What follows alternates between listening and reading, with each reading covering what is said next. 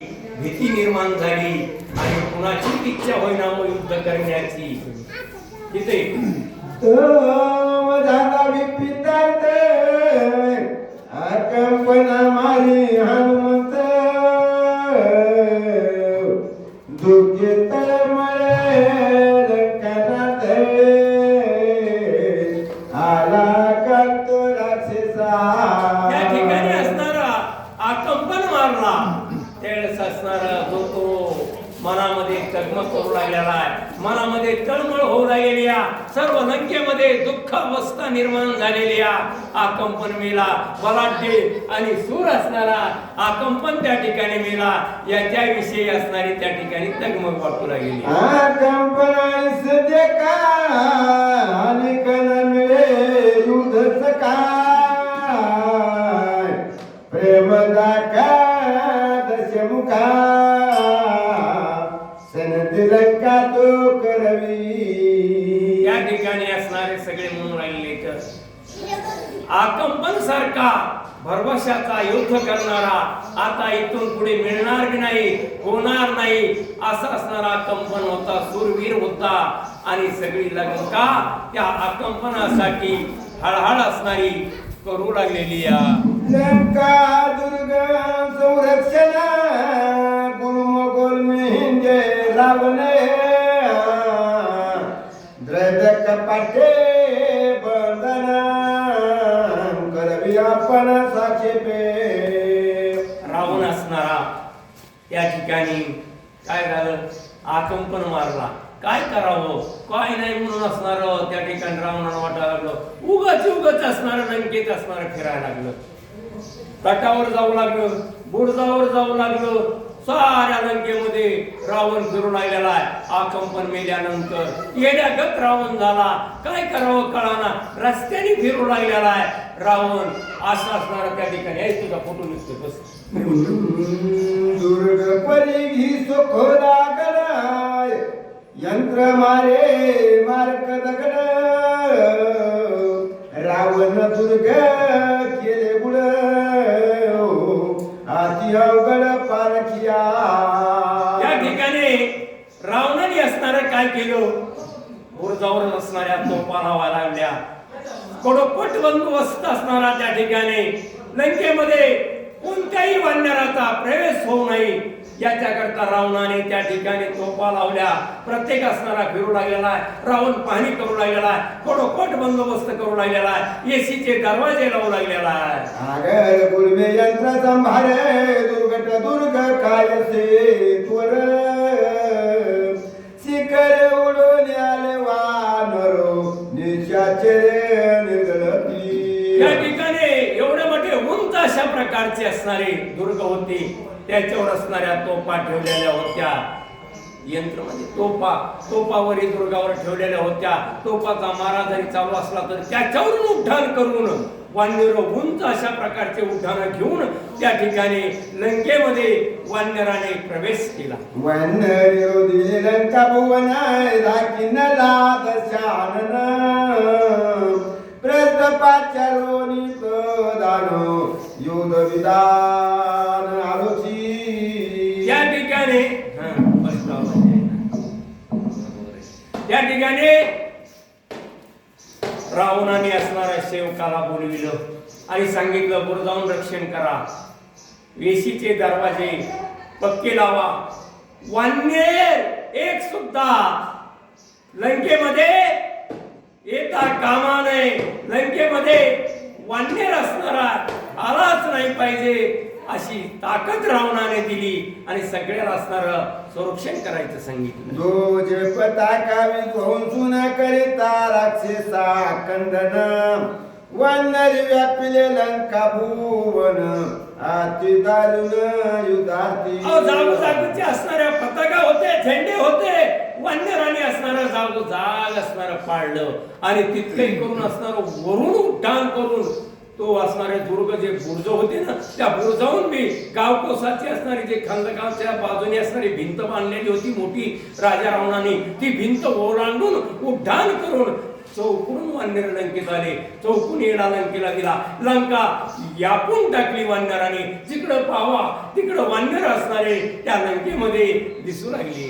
रणी पाळल्या कंपन वनराशी करावया रण, आम्ही मुख्यत्वे पाच जण युद्ध विधान नैवेद्य.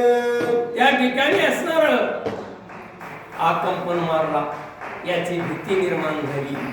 आम्ही असणार 5 जण युद्धाला जातो असं म्हणू लागले. त्या ठिकाणी रावणाने कुंभकर्ण प्रस्थसेनानी प्रधान, इंद्रजिताची अंगवनो पाचवा जाण निकुंभ.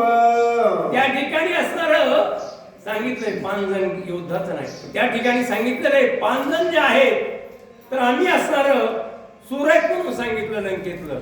रावण, कुंभकर्ण, इंद्रजित आणि कुंभकर्णाचा मुलगा निकुंभ आणि 5वा कोण आहे प्रस्थप्रधान. आणि असे असणारे लंकेत सगळ्यात युद्धामध्ये सूर असणारे, प्रतापी असणारे आता सांगितल्याची नावं हे 5 जण आहेत.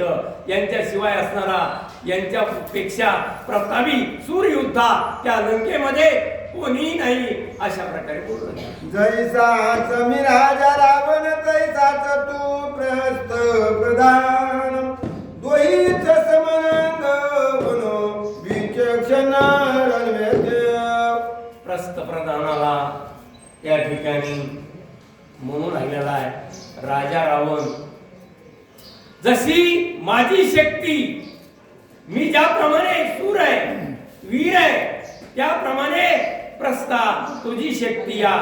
तू 5 असणारे जे आपल्या लंकेतले प्रमुख युद्धेतन त्याच्यामध्ये तुझा समावेश आहे अशा प्रकारे त्या ठिकाणी बोलू लागले. पदाती सेनानी महावीर पालानुनी अश्वकुंजेर, संजोगोनी रहावर संजोगोनी रहावर युद्धा सत्वर निघाले. त्या ठिकाणी पदाती सेनानी महावीर पालानुनी अश्वकुंजर, संजोगोनी रहावर युद्ध सत्वर निघावे. त्या ठिकाणी असणार काय केलं, घोडे सज्ज केले, रथ सज्ज केला आणि सगळी तयारी असणारी युद्धाला जाण्याची करू लागलेली. तर कुणाला पाठवणार आहेत युद्धाला, प्रस्थप्रधानाला. प्रस्थप्रधानाला सांगितलं युद्धाची तयारी कर, त्यांनी युद्धाची तयारी केली आणि आता युद्धाला निघणार आहे. राम लक्ष्मण पडोनी रणिवानर उरोने दीपोनी, वैरणीर दारोनी रणी मजरागोनी सुख द्यावे. रावण सांगू लागलेला आहे प्रस्थाला, तो युद्धाला जा आणि युद्धामध्ये कुणालाही असणार मार. त्या ठिकाणी युद्धामध्ये कुणी शिल्लक ठेवू नको. रामाला मार, लक्ष्मणाला मार, वानर सैन्य पूर्ण असणारी त्या ठिकाणी मार म्हणले आणि विजय प्राप्त करून वापस ये, जेणेकरून मला सुख प्राप्त होईल, आनंद प्राप्त होईल अशा प्रकारचं असणार कर प्रस्था युद्धाला जा.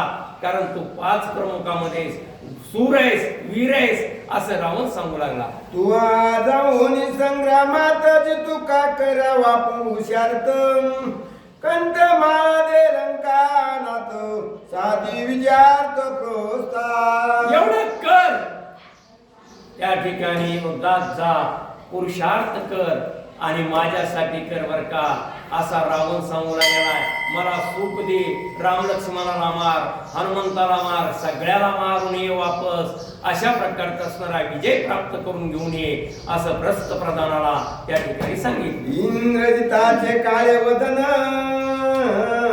व्रता गेले जलबंधन, पैसे न करावे आपण राम लक्ष्मण मारावे.